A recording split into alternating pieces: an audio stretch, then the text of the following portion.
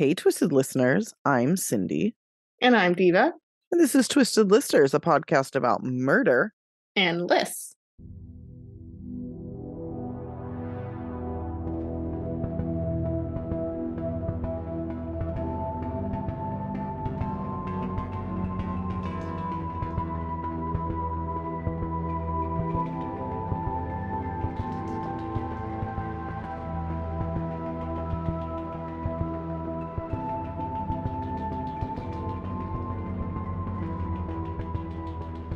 And this is part one of a whole new list. Mm-hmm.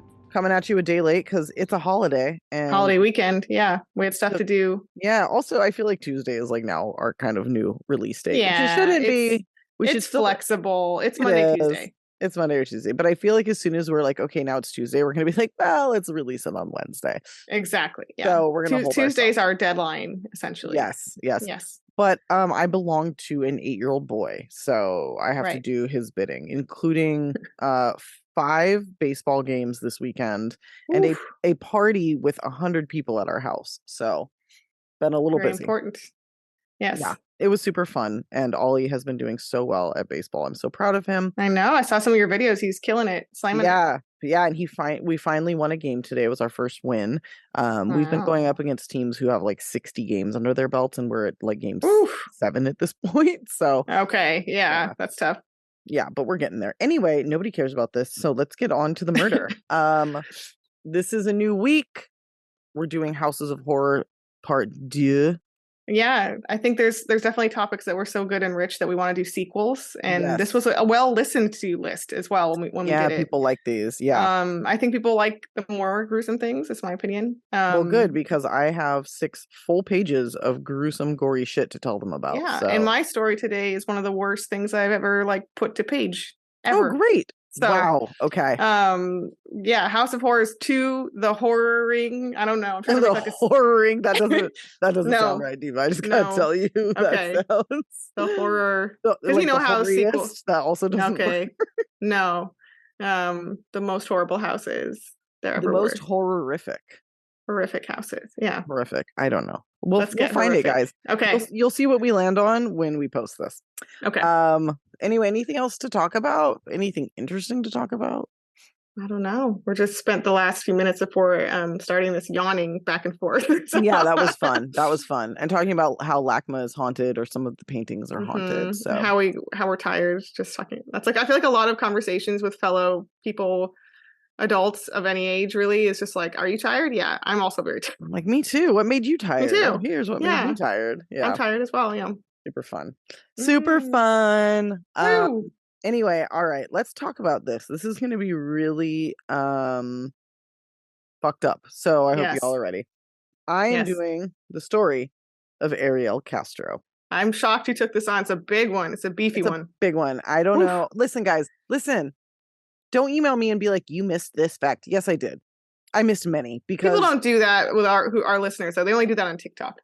They do it on TikTok, but we've got a couple through Instagram too. And I'm like, you know what? Yeah, that's true. This is an hour split between 2 people. I'm not going to give you like this fucker's entire origin story and you know what I mean? Right. There's other podcasts for that. I'm going to give you an overview. We're going to go in depth in some points, and you're going to get out of this with a real good understanding of this fucked up ass case. So and you might feel like a little gross taste in your mouth. So the effect will be what it should be. You may have to go take a shower, but maybe wait until Diva's done, because it sounds like we're going to give you a double dose of horrific shit. Yeah. Anyway, okay. Enough with the intro. Here we go. So Ariel Castro was born in 1960 in Puerto Rico and was raised by parents who were at best negligent. At worst, they were physically and sexually abusive. I've read that they both abandoned him around the time he was about 4 years old, and he was sexually abused by an older boy for 2 years at that time. So that right there is that's it. You know, that's not a good start. Later, when he was back with his mother, she too abused him, which definitely contributed to his major, deep hatred of women later in life. Okay. Speaking of women, Ariel married a neighbor of his and had 4 children with her before they divorced due to his extremely abusive behavior. At one point, she even got a restraining order. And in fact, I think she got multiple, but the police or the courts always like took them away after a month or so. And it's like, this guy was like pushing her downstairs, beating her in the face, like threatening her, hurting the children. And the cops were just like, well, we'll give you like a month, you know. We might arrest him. But he was he was never like really arrested. And even after their divorce, he continued to abuse her. He physically attacked her. He would like stalk her. It was fucking crazy. Ugh. The cops did fucking nothing. Because of course you're never allowed to really leave like guys like that. They get mad. No. They don't like it. They, it's that same thing. Like they do everything in their power to make you want to leave them, and then they're like upset that you leave How them. dare you have free will and autonomy, you know? Yeah, and like not just stick around so I can eventually kill you, you know? Yeah. So all of this is to say that he was like a major piece of shit, like from the beginning. Yes. But things really ramped up once he and his wife divorced. So now we're in 2002, and Ariel is still living at the house he had with his now ex-wife at 2207 Seymour Avenue in Cleveland, Ohio. I believe it's already on the murder map. I think it is. It's SEY, just in case. Yeah. And for reasons we'll talk about later, it's like blurred out on the map. It's blurred out on the map. Yeah. And I'll get more into it too. Yeah. But anyway, if you're a patron, it's on the murder map.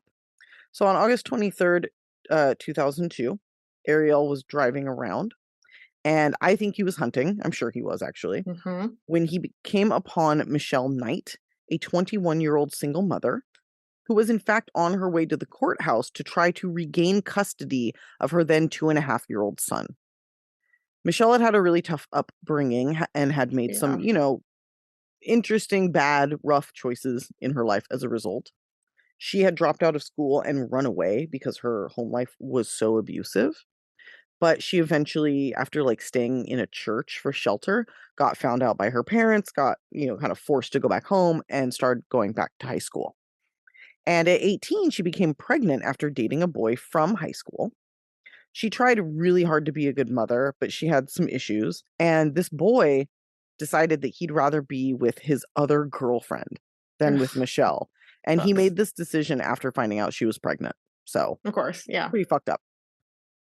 So according to Michelle, she lost custody of her son Joey in early 2002 after her mother's boyfriend got drunk and fractured Joey's knee. So this guy, this new boyfriend, her mom knows how to pick him, right? She's like, Michelle's already been abused her whole life. Now there's this new, boyfriend, and he's beating up Michelle. He's beating up Michelle's son.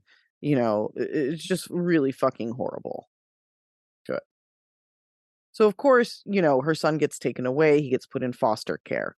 So I think Michelle, she'd been living at home with her son and trying to find work. And I think basically she had like got her shit together. She was getting her own place, and she was going to go to this custody hearing and show them like, I never abused my son. I'm now out of the situation. Can I please have him back? Right. So on this day, August 23rd, she was on her way when for some reason something happened and her ride fell through and she couldn't figure out how to get to the courthouse. So she's pretty frantic and she's asking people for directions. She's asking if anybody can give her a ride. And she is super relieved when a man offers to, he pulls up in his car and he's like, if you need a ride, like I can give you a ride. And the best part was she recognized him. She recognized him as a friend's father. So this girl, Emily, that Michelle knew. She was like, oh, this is her dad, and he's going to give me a ride to the courthouse. I'm going to get my son back. I'm super stoked. And this man, obviously, was Ariel Castro, who was not only her friend's dad, but also a school bus driver, which is fucking wild to me. Yeah. This man worked with children. So he picks her up, tells her, I'll take you to the courthouse. But really quickly, I'm going to go to my house to pick up Emily. And also, I'm going to show you some puppies. I have some puppies. And Michelle's like, oh my God. Classic. It's classic abduction shit. Yeah. And Michelle's like, oh my God, I love puppies. Like my son loves puppies. Maybe I can like get a puppy and bring it, to give to him after. So she's like, yeah, let's go. Let's go to your house. I'm super into it. And they go to his house. And obviously, his daughter wasn't there. She did not even live with him. And obviously, there were also no puppies. So he takes her into the house and he's like, oh, they're in this room. They're in this box. So she goes in, and as she's opening the box, she hears the door slam behind her. And he starts removing his clothing. And he starts telling her, you're going to be here for a very long time. So he grabs her, he puts his hand over her mouth, and he's like, if you scream, I'm going to kill you. He then raped her for a very long time, tied her up, put a dirty sock in her mouth, bound her, disgusting, bound her with an extension cord, wrapped her head in duct tape, and put a motorcycle helmet on her while she hung from the wall, quote, like a fish, as she put it. Oh my God. The cord was tied so tight that it was cutting into her skin, and her feet immediately went numb. She said she couldn't lie down or she would choke. So this was like full on torture. Like you can't go to sleep. Oh, yeah. You can't move. If you fall asleep, if you lay down, you're going to probably choke to death. And she was left there for like the better part of like a day, just hanging, no senses, duct tape on her face, just fucking crazy. Yeah.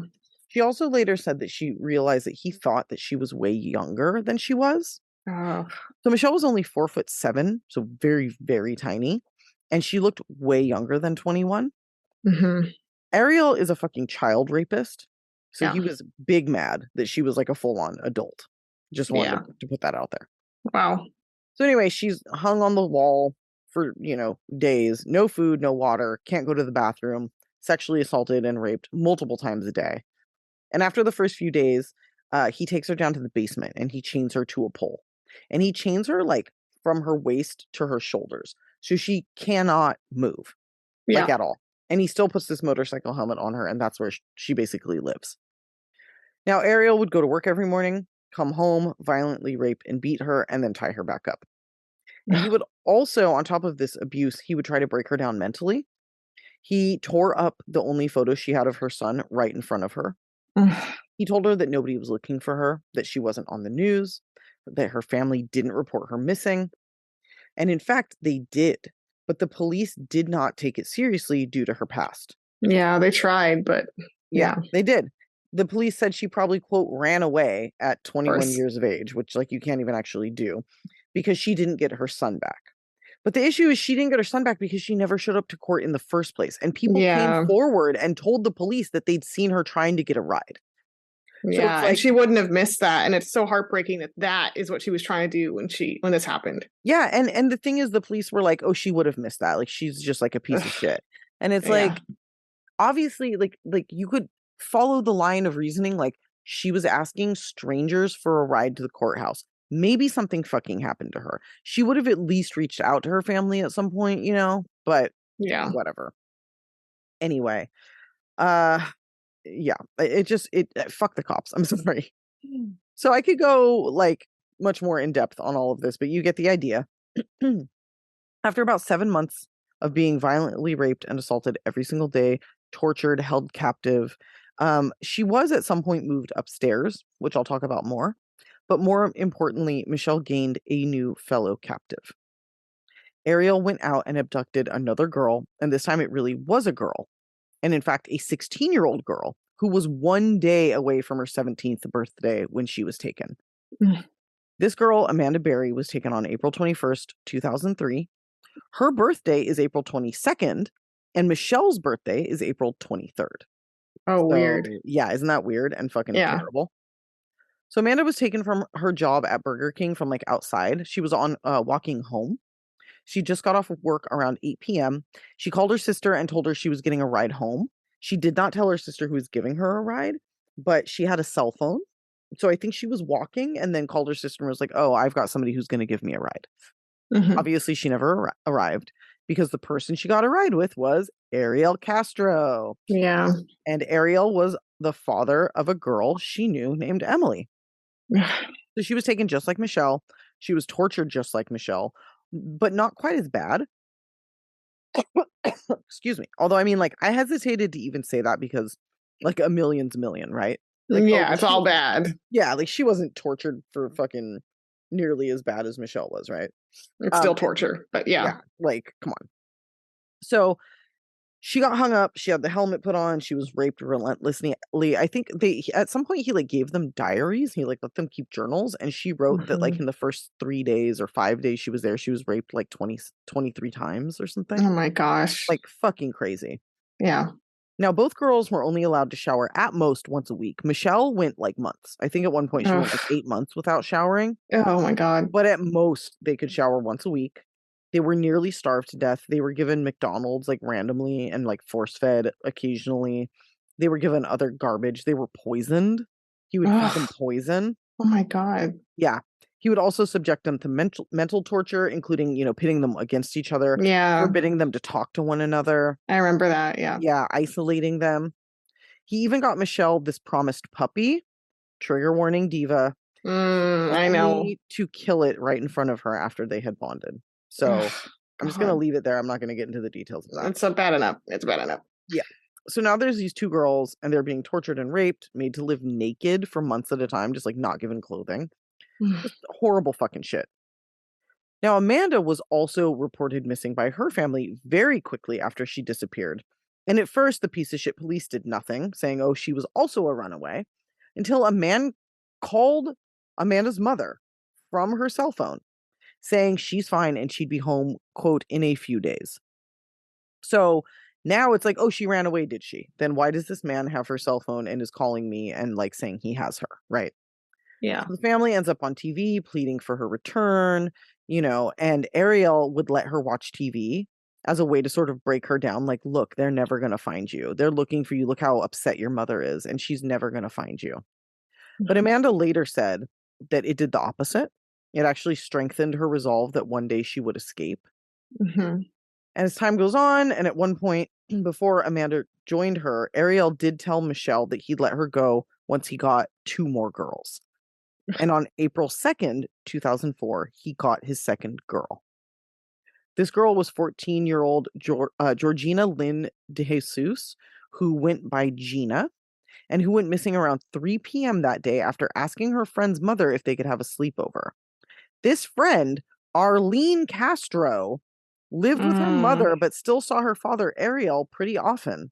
So after the two said their goodbyes, when the mother said no, that they couldn't have the sleepover, she didn't think it was weird when Ariel drove by and was like, oh, I'll give you a ride home.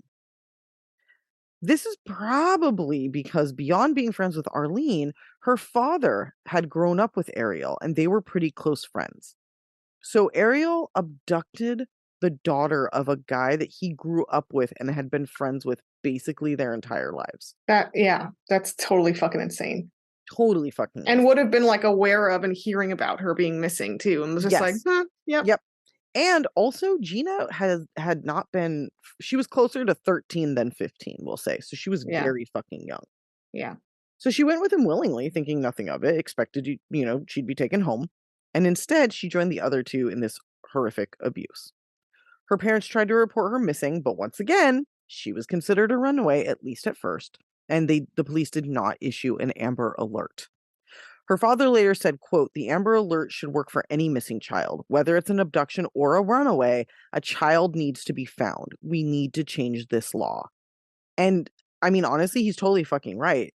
Even if a child disappears, by choice, they're still a child, they're still missing, and they're still in danger. Like, what 14-year-old do you know that has the resources to, like, run away from home and, like, not live on the streets? Or not be in, like, a bad situation? You know what I mean?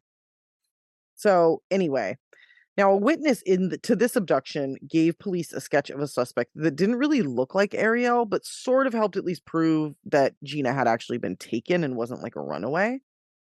So now all of these girls and young women are missing.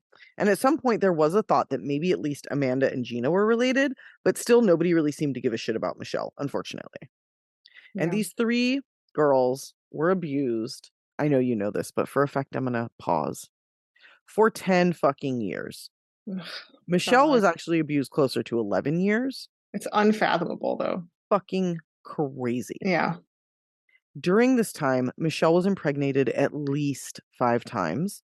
And each time she was pregnant, she was beaten, starved, hit in the stomach with barbells, kicked in the stomach, thrown downstairs, and subjected to other horrific abuses to force her to miscarry. Oh, God. One time she was far along enough that it was similar to like birthing the baby, but the baby was stillborn. Ariel then came into the filthy mattress that she'd been sleeping on the entire time she was there and beat her for killing his kid, even though he did. Yeah, he intentionally did this. Like you did this 100%, but Not okay. her. Yeah. And for all the times that Michelle became pregnant, Amanda Berry also became pregnant, but only one time. This very unfortunately happened after her mother's death, which Amanda learned about on the news. Oh, God. Her mother never stopped looking for her, never stopped campaigning for her, plastered her missing photos all over, asking, please bring her home. She actually got Unsolved Mysteries to cover the case. And then Amanda was still missing when she died, which is so fucking horrific. Yeah. As a result of this campaigning, Amanda wasn't really ever allowed outside, which like most of them were not, but like she really wasn't because she was like famous at this point. Right, comparatively. Yeah, I know Michelle went out at least once during her captivity, like in a wig and like men's clothing. Wow. Anyway, so Amanda became pregnant, like I said, and Ariel decided to let her keep the baby. And he let her do this because he favored her because she was white with blonde hair and he had a thing for white blondes. I mean, so, Michelle was white too. I guess she had red hair or whatever. Yeah, or like brown. It wasn't blonde, but he was really, really into Amanda. And he hated Michelle because he knew the way she had been raised. And instead of like trauma bonding with her because they had both been abused, he saw her. Yeah, he like saw her as deserving of the abuse and hated her more for her upbringing. Part of me thinks that he didn't like it because he saw her as a reflection of himself. And then part of me also thinks that maybe he thought of like abusing her as a way of like lifting himself out of the same category as her, right, like, to feel better. Yeah, to feel that he was above them. Yeah, like he's asserting the control over this person who grew up similar to him. So he's not like her, Yeah. So anyways, very fucking twisted. But anyway, he let Amanda keep the baby, which ended up being a girl whom she named Jocelyn. And I should just note that, like, for the first 2 weeks Gina was in the house, Michelle didn't even know she was there. And when he introduced them, he told Michelle that Gina was his daughter. And Michelle was like, dude, you let me watch TV. Like, I watch the news. I know this person is missing. But she didn't say that to him. Yeah. Like Michelle would talk back to him. She never called him by his name. She called him dude. She was really like sassy and sassy. Yeah. Yeah. But he really also probably hated her for that. But even she knew the limits. So even if she knew that Gina was like another abducted girl, she didn't really let on just because she didn't want to get fucking beat. And to be clear, like Amanda and Gina were both raped. They were both beaten. They were both harmed. And at one point, Gina and Michelle both had like bed sores from being on this filthy mattress all day. Yeah, and not showering and stuff. And not showering, yeah. But Michelle was beaten the most and the worst. Gina, and that's never a way of pregnant. also playing. That's also kind of a way of playing Michelle against the other two, of like making. Yeah, like playing these weird mind games. I felt like he did, where he was trying to make her feel like she was the worst. Yes, of the three. He absolutely did. Yeah, and he beat her the most, and he treated her the most poorly. Unfortunately, she became pregnant the most frequently. Like Gina never did. Amanda only did one time, and then he let her keep it. So Michelle was just like definitely, the one to kind of take the brunt. And anyway, so Jocelyn, we have a little girl now. And Ariel seemed to love this little girl, even though he did kind of let her live in squalor in this house with her mother. He would take her to his mother's house and even told his family about her, although he definitely like lied about their relationship and made it kind of like vague. Amanda taught Jocelyn to read and write during this time, which is totally insane that she like did this. So here we are. We have these poor women being abused. And Jocelyn's in there with starved. Them. Yes. Pitted against each other. But Jocelyn was like sleeping with Ariel, I think, and like not fully. And also like Amanda at this point is being treated way better. So it's almost like she's captive. But she's kind of being a pretend girlfriend in a way. Yeah. Yeah. And I don't know how much she played into it, but I do know because like he definitely locked her in a room every day. Right. And I don't know what he was thinking was going to happen with Jocelyn when she got older. Like, why is mommy locked in the room every day? Like, this is not normal, but whatever. He was just winging it, So anyway, Yeah, they were pitted against each other. Obviously, Amanda was treated the best, Michelle the worst. And the best part, by which I mean the worst part of all of this, is that the police came to this house multiple times over the years and never gave enough of a shit to do their fucking jobs and, like, crack this fucking case. So frustrating. The first time that they came was before he kidnapped Gina in January of 2004. They showed up because he'd kidnapped one of the kids on his school bus, making him stay in the bus while he went and got fast food. This child was 4 years old and he did this for no reason. Yep. Just like a casual kidnapping on the way home. Like, yeah, okay. He's like, getting the, like, lay down in the back, bitch. He, like, said to this 4-year-old and then went and ate, like, I don't know, Burger King or some shit. Or Wendy's. It was Wendy's. Okay. And then when the police went to his house to, like, investigate, he wasn't home. So they just left. They were like, that's cool. We won't arrest you or talk to you. He was suspended from work for 60 days without pay, but then he was given his job back. Wow. He kidnapped a child in a school bus while on the clock. Feels like you'd fire that person. Yeah. He was given his job back. So anyway, things continue on. The cases of Amanda and Gina were still huge news stories, and police continued looking into suspects, including Amanda's boyfriend. And like I said, they did eventually connect the two cases, even though they had no real reason to. A year or so after Gina's abduction, an anonymous tip came into the FBI that said to look into Fernando Colon, who just happened to be married to Ariel Castro's ex-wife. So Ariel's almost like trying to get caught, like he's playing mind games with the police. And it could be argued he was trying to throw them off, but guess what, dude? The best thing to do is to just not involve yourself, because that's how you get caught.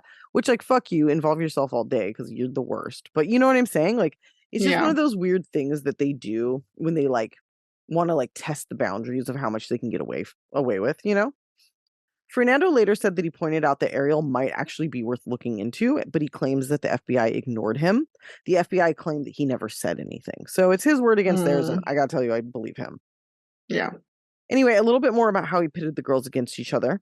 After a time, they were all taken upstairs to live in the rooms so Ariel could have his family over without them seeing the captive girl. So he, like, wouldn't let his family go upstairs. Each of the girls stayed in separate rooms and were barely able to speak to one another. And Amanda was given special privileges, and Ariel even started calling her his wife. So he was like, this is my wife and daughter. Okay. Eventually, Gina and Michelle did end up together in one room, and they bonded during this time because he couldn't really keep them from talking at that point. He also started taking them outside to rape them so as to not sully his marriage to Amanda, which, like, that's not how that works. Okay, yeah, like strange logic there. Yeah, really fucking twisted. So we get the picture, and remember, there's this little girl in the house. Yeah. So now we'll get to the good part, because I think I've kind of driven the point home. Yeah. Now, in the past, Ariel had tested the girls by pretending to leave, leaving a door unlocked, and then ruthlessly beating them when they tried to escape. Oh my God. That's like, so, like, terrifying. Yeah, he's, like, tricked them. Oh, I forgot to tell you, he also made Michelle deliver Amanda's baby, and he told her that if the baby died, he would kill her. And at one point, the baby stopped breathing, and she, like, resuscitated it. Yeah, I was gonna ask, like, how did that childbirth go? Yeah, like, it was just I can't in imagine the house with Dr. Michelle, like, Dr. like 24-year-old, 23-year-old Michelle doing it. Fucking insane.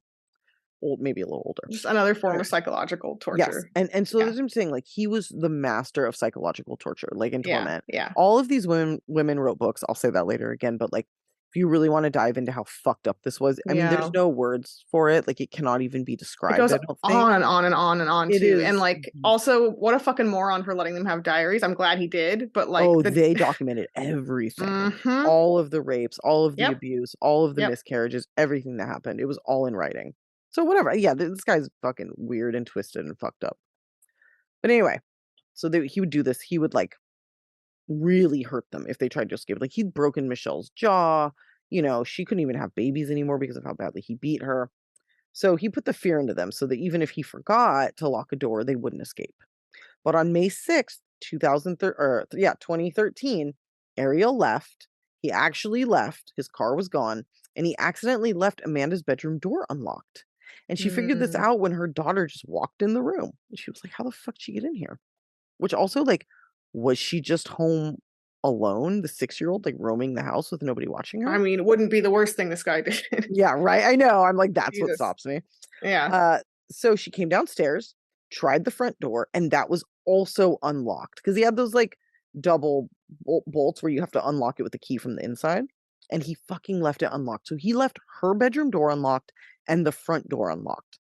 What he didn't leave unlocked was the storm screen.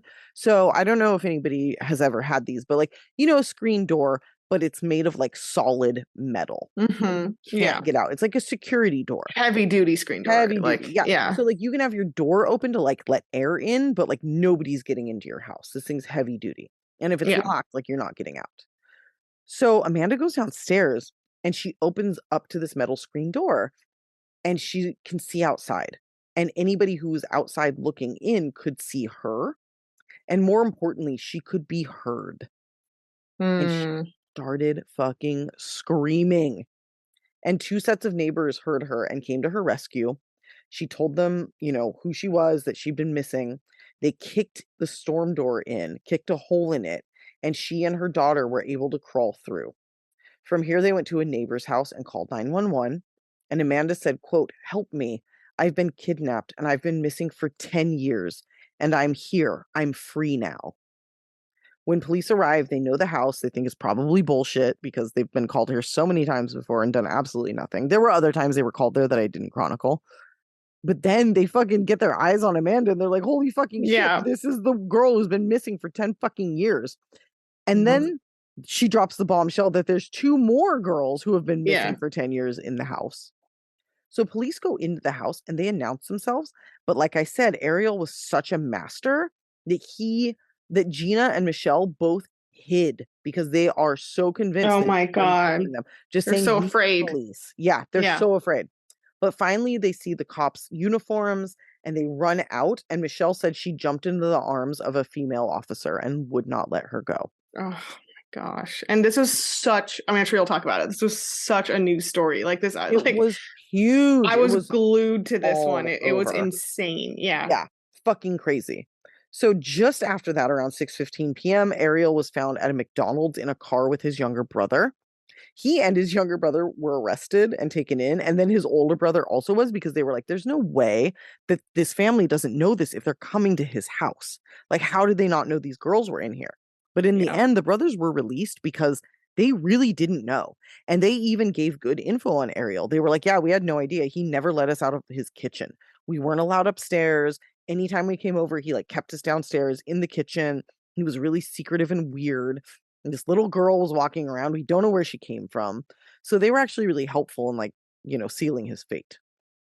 He was arrested, charged with 937 crimes, and pleaded guilty to avoid the death penalty. Yep.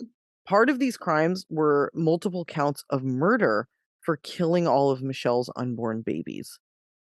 So he was given life, a life sentence with no possibility of parole, plus 1,000 years. Yeah, there's quite a few murders involved in this case. It's like easy to forget, Yep.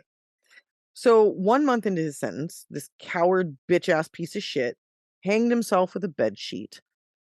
Some people say it was autoerotic asphyxiation, which I can never say. But it also could have just been a plain suicide. Yeah, and it's like it was so angering and frustrating and like kind of classic, because it's like, yeah, of course you can't put up with being like in fucking prison and being held, imprisoned, right? Like after what you just did to these girls. You did this, what's happening to you, but a far 100 times worse version happened to these 3 little girls for 10 fucking years, and they survived, and you made it a month. Yeah. What a fucking joke. Like, what a legacy to leave. Like, what a piece of shit. Like, I can't even. So anyway, now all of these women have grown up and moved on. Gina and Amanda bonded quite a bit after their release. I don't think either one of them keep in touch with Michelle. It could be that Michelle, who also changed her name, just couldn't really handle the trauma of that connection. Or it could be that Ariel fucked with them so much that they really just don't get along.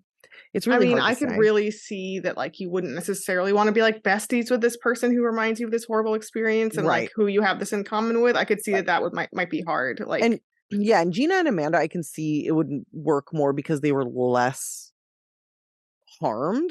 I mean, Michelle was made to be on the outs of that group from the start. Yes, from the start. And it kind of worked. Yeah, and Amanda had it like, I mean, nobody had it easy. This is horrific. There's no good in this. But the truth of the matter is there was a hierarchy and Amanda was at the top of that. Now, whatever burden that had her bear that Michelle did not, I'm sure was significant, but it did have lasting effects. And also, Amanda has a daughter who looks a lot like Ariel Castro. Oh gosh. Yeah, I mean, that's complicated, but I'm sure she's found a way to just be like, your dad doesn't fucking exist. You know what I mean? Like, no, they're like talking about it. I guess her daughter is like 16 or older at this point. Yeah. But like they have a really good relationship. They're very happy. Michelle remarried. She actually got married on the 2-year anniversary of the date she was rescued. So May 6th, 2006. Nice. Or no. Special date for May her. May 6th, 2015. Sorry. Yeah.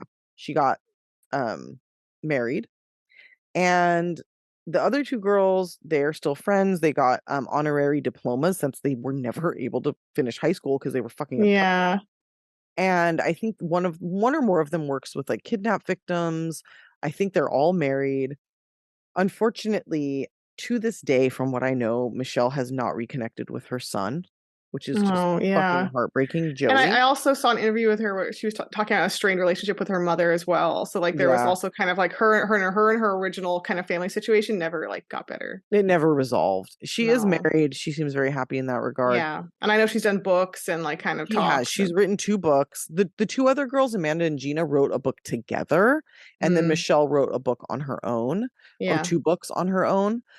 She did reach out to Joey's family, his adoptive family, and they told her no, like, we don't want you to meet him. God, they understood her situation. It actually makes me mad. It makes me mad because I don't think it's so hard. If for them to never tell him, like, to this day, he's like 23, 22, 23. And she never did anything to like deserve having that kid taken away like that. Like, you know what I mean? Right. It wasn't like she was a neglectful drug addled like person and that's what happened. No, she lived in an abusive house because she was young and had difficulty taking care of herself. As a young single mother, that's totally fair. But it's like at this point, he's a full-grown adult. He must know that he's adopted, but they're not going to tell him like, hey, your mother was fucking stolen away from you and has been like dying to meet you. Like, that feels really fucked up to me. And I understand like introducing him to her would introduce him to her story, which is really fucking gnarly.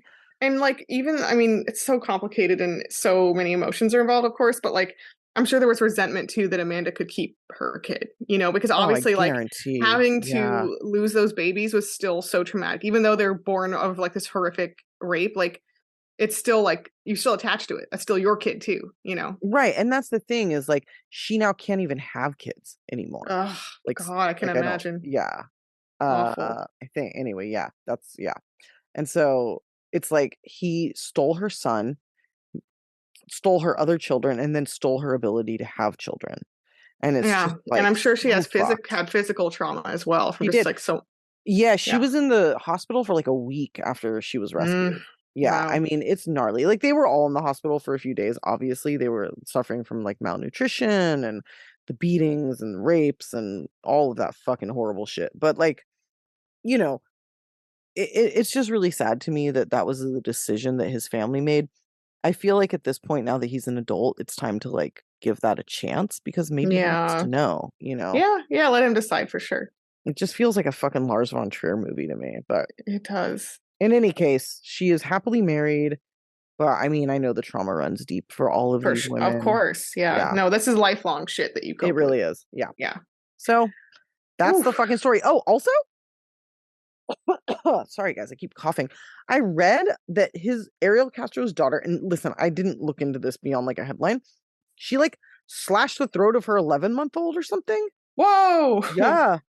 Oh no. Like, Emily Castro.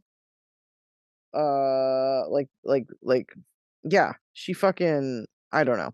That's gnarly. Yeah. It says she was sentenced to 25 years in prison for slashing the throat of her then 11-month-old daughter, Janila. Oof. And this is 2013.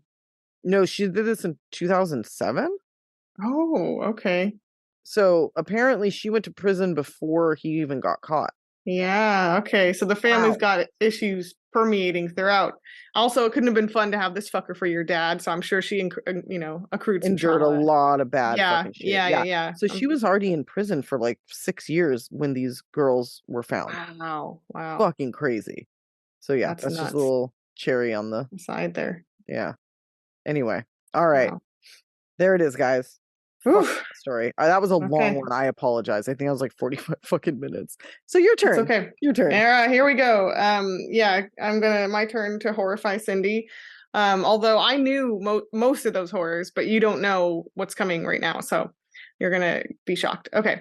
So this is the story I'm calling the Philadelphia Basement of Horrors / House of Horrors, because there's also a basement. Okay. This happened in 2011 in obviously Philadelphia. So we're going to start with our kind of main character here, Linda Ann Weston. Okay. I'm sorry, I should have assumed you don't know this. I'm just guessing. No, I don't know. I didn't know it at all. Yeah, no, I don't. Tons of stuff on this. I was like, I didn't follow this at all. Mm-hmm. So Linda Ann Weston suffered an abusive childhood. She will later claim that her mother forced her into sex trafficking in addition to beating her frequently. Oh. So Linda had also probably in part at least because she internalized and didn't deal well with all that trauma. She was an all-around trash person to everyone in her life from a very, very early age. Okay. Straight up. Yes. No mincing words here. In the 1970s, when she was a young adult, after her mom died, some of her siblings came to live with her, and she starts basically taking over the role as, primary abuser, and she brutally tortured her siblings. According to one of her brothers, she frequently drugged the various brothers and sisters. She forced them to eat cockroaches. Oh God. The siblings also alleged that she somehow forced them to sexually assault one another. That's a thing. That definitely happens. That definitely happens. She forced various male cousins to have sex with her sisters, and her plan at this time was her wanting to get these women pregnant, her sisters pregnant, in order for her to steal their welfare checks in the future. Jesus. That was what she wanted to do. Christ, just like earlier in life. So this is how she's starting out. We're just starting with a bang. This is fucking crazy. So in 1984, is our next stop here on the Linda Ann Weston timeline. One of her sisters, Venus, was dating a guy named Bernardo Ramos, who at that time was in his 25. Okay. In his 25, got it. In his 25 year of life. And Venus was reportedly pregnant with his child. And at one point they got into an argument, Venus and Bernardo, about the paternity of Venus's child. Basically, he was questioning it.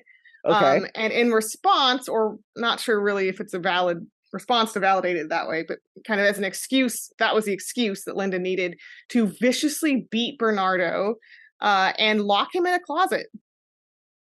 Wow. Okay.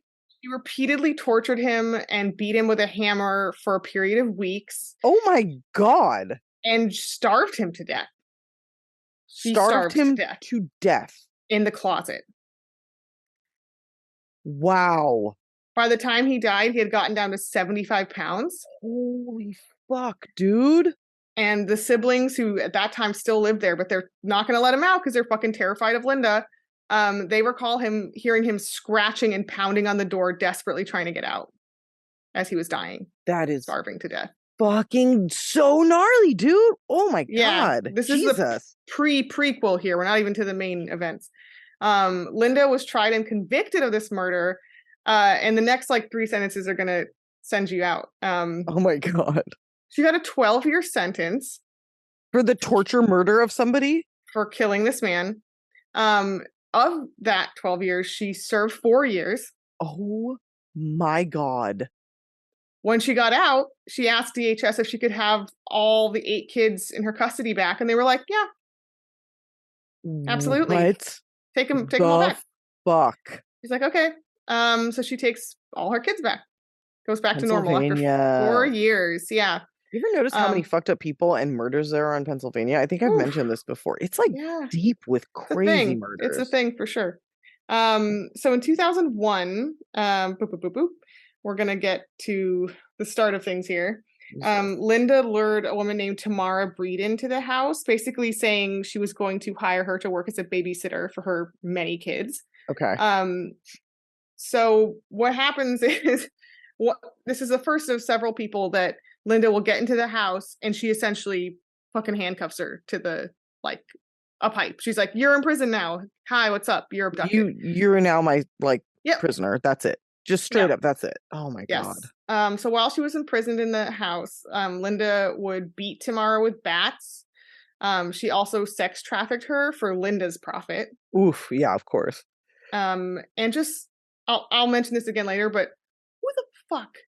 I mean, the customers, if we can even call them that, or like the assailants rather, of this woman who's like abducted, they must have been able to tell something is fucking up. This is obviously not a normal sex work scenario, like. Well, I mean, I think that's the thing is, like, in sex work, quote unquote, I think there's a lot of trafficking, and if you're down to do that, you're not like, really, and maybe you're not paying attention to all the details either, Yeah, and even if you are, you're not going to report it because you don't want to get in trouble or you're ashamed. Yeah, like Amy Bradley, the whole Amy, which don't even get me going on that, but like a guy came forward like years later and was like, "Oh yeah, I saw her," and it's like, dude, why the fuck did you not come forward then? And it's like, "Oh, I was ashamed" or whatever. So anyway. Well, fuck you if you're a participant in sex trafficking in any capacity.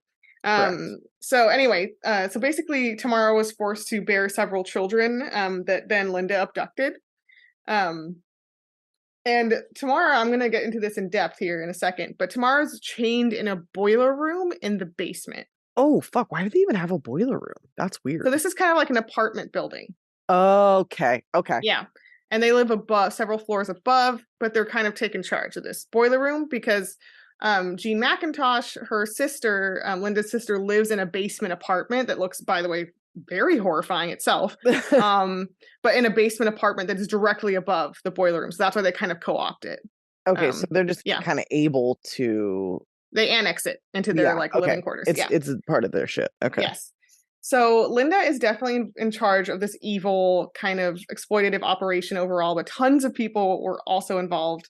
It's like a baby factory. It's like it's a baby factory. Yeah. So she had really close associates, Eddie Wright and Gregory Thomas, who were just like friends. They would help her also cash the victims' disability and welfare checks. Jesus Christ. And her daughter, sorry, I still think I said sister. Her daughter, Jean McIntosh, was the one who lived in the basement apartment, and she was also actively aware and participating. Wow, her fucking daughter. Yes. This is so fucking gnarly. So targeting specifically I won't say extremely, but targeting like very disabled people who had essentially the mental capacity of about 10-year-olds, all of them. They also abducted Derwin Michelmeyer, Herbert Knowles, and Edwin Sanabria. Okay. So now there's 4 people total in the fucking boiler room. That's fucking crazy. And what are they like feeding them? Like, what are they doing? I will describe how they're living in just a moment. Okay. But basically what they're doing here, from Linda's perspective, is that they're luring these folks using a number of methods to the apartment. Usually, sometimes it was through jobs. Other times it was through online dating, like a fake meetup. Okay. But once they were there, they were manipulated and forced. And sometimes it says tricked to basically sign papers making Linda their official caretaker so that she could collect on all of their disability and welfare checks. Oh, wow. Okay. Yeah. And so all these victims, like I said, had a really reduced mental capacity. They're very easily manipulated and / forced to do this shit. Right. Yeah. And they range from their late 20s to early 40s, these folks. Wow. So in the basement, like I said, they're kept in horrific conditions. And it's not so much a basement as it is, like I said, just a boiler room. So it's quite small. Mm-hmm. There's kind of like a bench, I would say, almost around the boiler room, but it's got to be like, I don't know, 5 by 5 feet. Like, it's small. It's very, very small. And these are 4 people. It's got stone walls. It's filthy. It's super, like I said, insanely cramped. You could not even stretch out your legs, really. That's fucking crazy. Yeah. And the property manager, I'm going to get more into the state of this in just a second. So the property manager of the building first notices something suspicious when he sees water bowls like you would put out for pets. Yeah. Kind of near the boiler room, and he's like, is someone harboring a dog? Like he thought someone had like a dog down there. Like an animal. Yeah. Yeah. And so he looked around, looked in the basement, and sees some fucking shit that we're about to describe and calls the police. So when the police enter this boiler room, they find the 4 adults. One was chained to the radiator, like heavy ass fucking chains. One was in a sleeping bag. One was hiding under a filthy blanket. And these blankets are like filth. Like it just looks like filth. Yeah. There were also in this like, yeah, I don't mean to be hypocritical. This also breaks my heart. There were 2 small dogs in there with them. Yeah, that's fucked up. And yeah, they had nothing, just dirty blankets. And like, this is not like a captivity where they had like TV. And not to say that that's great, but they had no. They had nothing. They did have dogs, and dogs are going to make you feel better no matter what. Like, yeah, like still, it's a very, very, very tiny thing, but it is something. When you're all starving, though, it's kind of like, oh, yeah, no, that's true. So during their imprisonment, they had been severely beaten with bats, chains, cords, and Linda's bare hands. Right. She had shot them with pellet guns, pistol whipped them, just often, all the time. And she deprived them of food and water virtually all the time. Like they barely ate. It's shocking that they weren't dead. So wait, how long were they in captivity? So I didn't get the dates that each people, the timestamps when each people got here, but Tamara was in there for 10 years. 10 fucking years. Yes, and the other people came somewhere in that 10-year time span, but they were all there years, plural. But what were the other people doing there? Like, was she making them have babies, or were they just like? Yeah, so the female victims, she was the only one. So she was the only female victim that was there when they were found. So she was made to have kids, right? But the other ones were just there, like it's so random, to collect the checks. Right, or maybe they like found something out. Oh, I mean, collecting the checks. Yeah, she was there to collect their checks. That's what her whole thing was. That's why she put them in. Yeah, okay. She lived off of all of their checks. That's so fucking crazy. Yeah. Yes. So they were deprived of food and water to the extent that they had started to drink their own urine. Oh, that's fucking horrible. She occasionally would feed them just shitty food like ramen or beans that had been drugged. So it would also just be like, surprise, your food is poison. Yep. Just like Ariel Castro. Yeah. And they were all terrified and kind of manipulated into submission because she constantly threatened them with severe punishment if they ever tried anything or tried to escape. Mm-hmm. Later at trial, everyone audibly gasps when photos are shown of the victims as they were found because they were completely emaciated like skeletons. Tamara's hip bone was protruding, quote unquote, through her skin. I don't know if that means through or just like very protruding. Yeah. But really bad. They all had tons of injuries and welts and sores all over their body.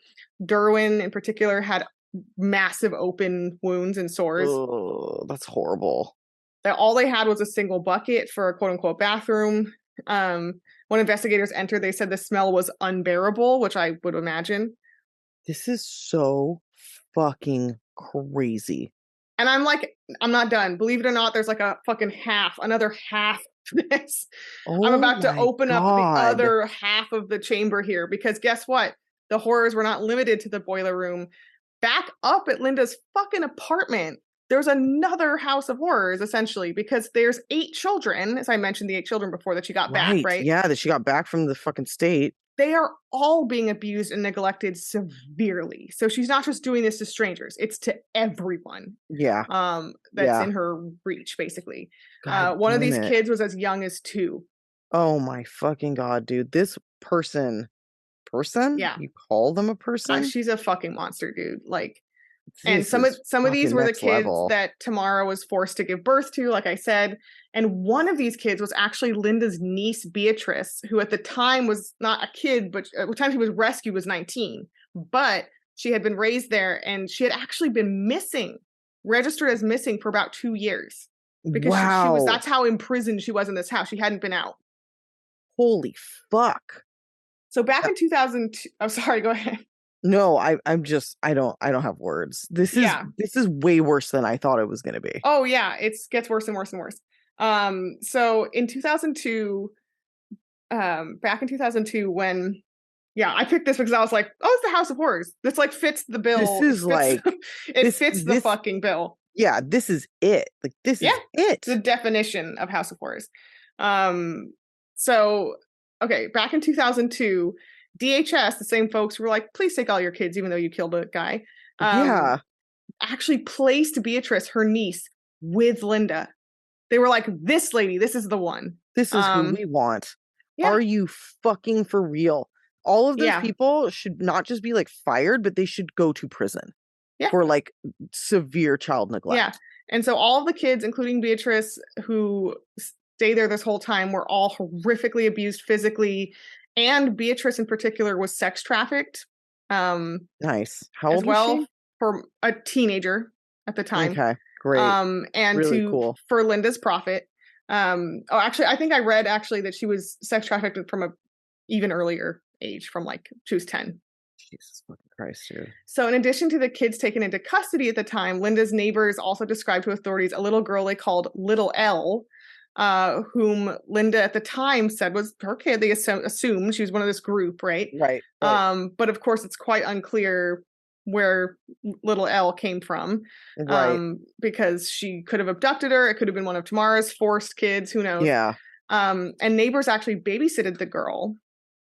For her, so that they all kind of knew her, and one neighbor actually offered to adopt her. Wow! So it's clearly this kind of latchkey kid, and the adoption almost happened because Linda was like, okay, maybe, and the family said in 2007 they were about to go through with it, and they just never saw the girl again. Where'd she go? Authorities have said they investigated, but they could never find any evidence of who Little L may have been or what happened to her. Great. That's really fucking great. She almost certainly murdered a kid. A child. Yeah, just for no reason. Instead of just giving it to her family that wanted her. That wanted this woman is pure fucking evil. Yeah. Like there's this is like advanced level evil. Very, very over the top. How the fuck did I not know about this? Yeah, dude.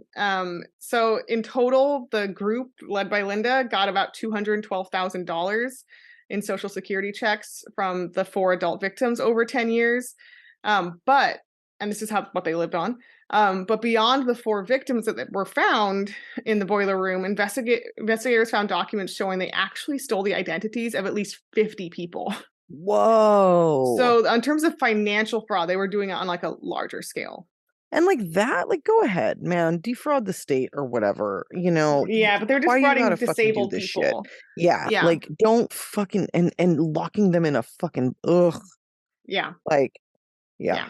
That's crazy. And how like if all you care about sorry, if all you care about is money, there's ways to get it that doesn't involve this. That's clearly not what it is. This is a pretty unusual way to go about making your money. I mean, it's insane. Yeah. And fucking over disabled people financially is one thing, but obviously imprisoning them is like a whole other thing. And it's a whole to me, what's crazy is that no one noticed, of course they didn't, in like any kind of welfare or any kind of like civic authority, never noticed that she was signing off all these people unrelated to her care. Like that should be kind of a red flag. Well, there's so many red flags if anybody gave one fucking shit. If someone has diminished capacity and they do that, at the very least, someone should show up and like interview them and be like, hey, did you really need to do this? I have to see this person. Yeah. You can't just tell me they're not home or whatever. Tell me this is okay with you. Yeah. Yeah. Like if I don't physically see this person, this shit. Definitely some shit slipped through the cracks here for sure. Yeah. A little bit. Yeah. So wrapping up here in 2015, Linda went to trial. Her and her lawyers dared to fucking allege that the whole group, meaning inclusive of the 4 adults in the basement, were, quote, like a family. Oh, yeah, totally. Like a family that you fucking chain to a radiator and make shit in a bucket. And that's what you do to your family. Yeah. Yeah. Make them drink their own fucking urine. And they actually tried to claim that they had evidence for this, which is the fact that they did weirdly, wildly move around the country a few times. So they ended up in Philadelphia here. I'm not sure when. I didn't get the full timeline of their moves, but apparently they did move around at one point. And so like she was trying to say that they were like willing participants? Because they moved. And it's like, no, they were under duress. They were forced to. And also, like, you can fucking tie them up and throw them in the back of a truck. Like, there's no proof that they moved. But they were willingly. Also of diminished capacity, and they were threatened and manipulated and terrified. I mean, right. Like, we saw like what fucking Colleen Stan would do, right? When she was under the same conditions. Like, and she was not even diminished capacity. She was just fucking terrified. When you're that terrified and you're that manipulated, you don't always recognize a chance to escape. Right. You don't get it. Right. So Linda ultimately avoided the death penalty by giving up at the end and pleading guilty to the 196 counts against her. Yeah. Which included murder. Where did the murder come in? I swear to God. There was was it the little girl? No. There was, oh no, well, never mind. Well, she did kill someone before, but I'm not sure if there was a murder charge roped in here or not. Okay. Maybe she killed one of the babies. I'm like, no, I could have sworn probably murder. Jesus. I'm like, a case is bad when you're like, yeah, there was probably a murder. There was probably murder. There was at some point, maybe twice. Yeah. I'm sure. Is all bad. Yeah. So there was also obviously a lot of charges of sex trafficking and fraud, and interestingly, hate crimes, because she was targeting disabled people, right? Which is a marginalized community. So she was sentenced to life plus an additional 80 years with absolutely zero parole. Seems appropriate. Yeah. Imagine if they were like, you can get parole in, 80 years. Like, no. In 2018, her daughter, Jean McIntosh, got 40 years for being a pretty active participant. That's way too low. I'm sorry. For this amount, that's way too fucking low. I'm not I throw the book at them, but like that's I'm sure she argued or could argue too that she was like afraid of her mom and et cetera, et cetera, et cetera. But it's like you were still financially benefiting, It could be true though. It could be true. I don't want to jump to conclusions on that because this woman was obviously like very dangerous. Yeah. So who knows? Who knows? So finally, you can watch on YouTube clips from an interview with some of the victims, which is like heart-wrenching, including Tamara Breeden, who also gave a really extensive interview about her 10 years spent in the boiler room. And just to end with a quote from her that's touching, she said, quote, "I kept praying to Jesus and praying to God that I could get back home to my family. I thought I was going to die there. I see my scars every time, but I say to God, I am still beautiful and I'm still alive." Oh yeah. Fuck, dude. So they're all survivors of like multiple years, up to 10 years of like literally horrific fucking abuse. Being in a dank, dark ass fucking boiler room. And like, who was getting her pregnant? You know what I mean? Yeah. Like there's I think about those people. Were they going to the boiler room or the basement? Like, was she chained? Like what, you know what I mean? Like, yeah, what the fuck how many people passed through this scenario and didn't say anything? Right. Or were active participants that didn't get caught. Yeah. Oh my God. Oh, it's fucking horrible. And this wasn't that big in the press because I didn't hear about it. Yeah, it's because they're not white people, so nobody gives a shit. And they're disabled folks, and disabled and not white, so it doesn't make the papers because nobody cares. Horrible. God damn, dude. All right, if you're still here, you are fucking hardcore because this is very long and very intense. Gold ribbon, gold star. Yeah, this is fucking crazy. Yeah, I gotta go wash my fucking brain out. Yeah, thanks, go look everybody. At pictures of this boiler room before you wash your brain out. Oh God, boggle your fucking mind. Oh my God, I'm looking forward to work tomorrow because it means that this will be behind me. Holy shit, dude! All right, oof. Okay, we have another half coming up of this. So if this is your thing, be really bad again. Also, so yeah, I'm going back and forth between a couple of cases because I just can't figure out which one to choose because they're all so fucking wacky and terrible. So, all right, that's it. Thanks for listening. Yeah. Again, if you're still here, gold star, high five. And also, we're sorry. And also go watch a cat video on YouTube. Yeah, go do something you love besides listening to true crime. Smell a flower. Yeah, something. God damn. All right. Thanks again, everybody. We appreciate you. Join us on Patreon, Instagram, all the other places. And until the next half of this horrific shit show. Day. Off our.